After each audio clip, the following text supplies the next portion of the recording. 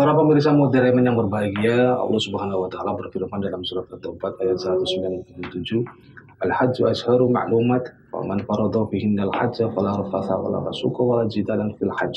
Wa ma taf'alu min khairin ya'malun fatarabadil taqarrud taqwa wattaquni ya ulil albab.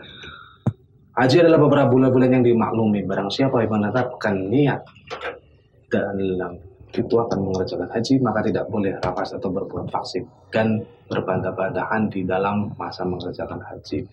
Dan apa yang kamu kerjakan berupa kebaikan, insya Allah akan mengetahui berbekal, dan sesungguhnya sebaik bekal adalah takwa dan bertakwa kepada Allah Subhanahu wa taala. Karena kalian termasuk orang-orang yang berakal. Kemudian amalan-amalan selanjutnya di bulan Dzulhijjah ini memasuki Idul Adha, kita dianjurkan untuk mandi ya sebelum melaksanakan sholat Idul Adha. Dari Ali radhiyallahu an meriwayatkan bahwasanya yang dianjurkan adalah mandi pada hari Jumat, hari Arafah, hari Idul Adha dan Idul Fitri. Di riwayat Baihaqi 278. Kemudian yang selanjutnya sunnah-sunnah amalannya yaitu memakai pakaian yang terbaik, bersih, dan untuk laki-laki gunakan parfum. Untuk disunahkan mengenakan pakaian-pakaian yang bersih dan suci.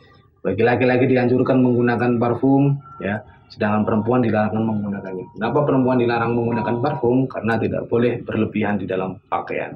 Kemudian kita jalan kaki menuju sholat tempat Id ya, berhubung kondisi pandemi pada saat ini sehingga pemerintah menganjurkan melakukan sholat Idul Adha di rumah masing-masing atau di masjid dan tempat lain dengan protokol kesehatan. Kita harus tetap memaklumi karena semua apa yang terjadi di negara ini ya merupakan sebuah musibah yang harus kita pahami dan harus kita relakan ya, karena hukum yaitu dapat berubah ya sesuai dengan kondisinya. La hukmu yadurru ma'illah.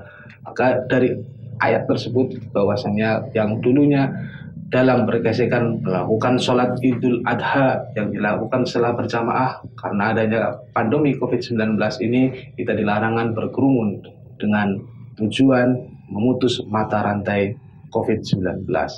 Dari itu, amalan-amalan yang harus kita lakukan di bulan Dzulhijjah ini, di hari raya Idul Adha ini, harus bisa menjadi barometer kita bahwasanya kita masih diberi peruntungan menjalankan amalan-amalan di bulan Idul atau bulan Dzulhijjah ini. Kemudian yang berkorban ya selesai Idul Adha, yaitu dengan hari raya kurban.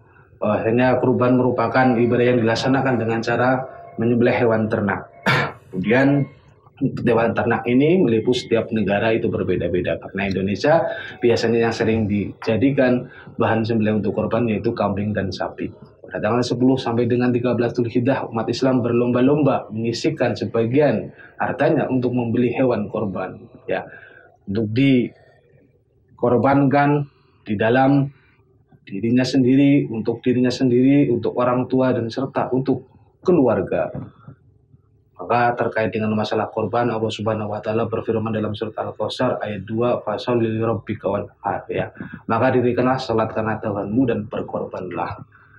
Yang selanjutnya, amalan selanjutnya di bulan Dzulhijjah ini yaitu kita bertobat, di mana amalan soleh lainnya dianjurkan pada bulan Dzulhijjah atau bertobat tidak maksiat. Dalam arti tidak maksiat sebagai umat Islam menyibukkan diri dari awal bulan Dzulhijjah dengan amalan soleh serta meninggalkan kedoliman-kedoliman terhadap sesama.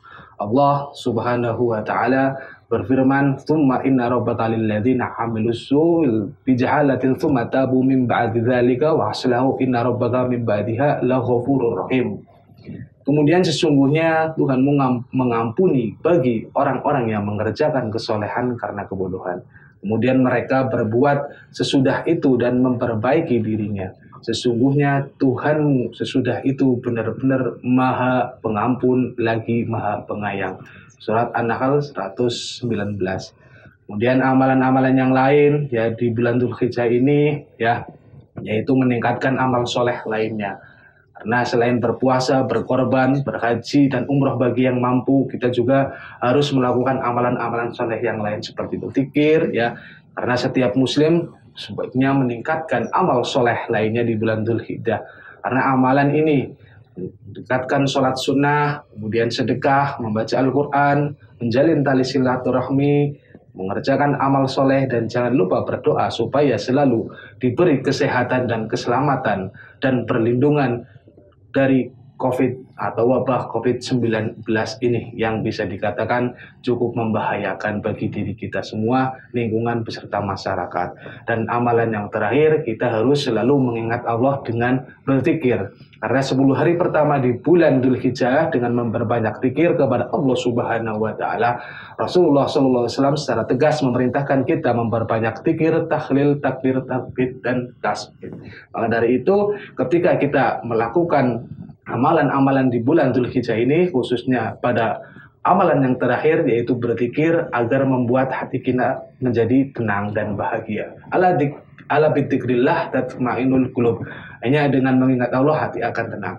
Maka dari itu, pada kesempatan hari ini saya mengajak seluruh pemirsa Mutiara Iman yang berbahagia di seluruh Indonesia agar selalu senantiasa meningkatkan amal-amal kita, meningkatkan ketakwaan kita, sehingga kita menjadi termasuk golongan orang-orang yang bertakwa. Amin, amin, ya Rabbal Alamin. Demikian yang bisa saya sampaikan terkait dengan masalah amalan-amalan di bulan Dzulhijjah. Sampai ketemu lagi pada statement atau pertemuan yang lain. Akhirul kalam, wabillahi taufiq wal hidayah. Assalamualaikum warahmatullahi wabarakatuh. Baik pemirsa, begitulah pembahasan kita mengenai amalan-amalan di bulan Dzulhijjah. Di antaranya bisa melakukan sejumlah amalan sunnah, mulai dari sedekah, puasa, kurban, hingga sholat Idul Adha, yang mana jika dikerjakan tentunya mendapatkan pahala. Semoga kebahagiaan selalu menyertai kita semua pada bulan Dzulhijjah ini. Demikianlah episode Mutiara Iman kali ini. Saya Fitri Maharani, mewakili tim yang bertugas, pamit undur diri. Wassalamualaikum warahmatullahi wabarakatuh.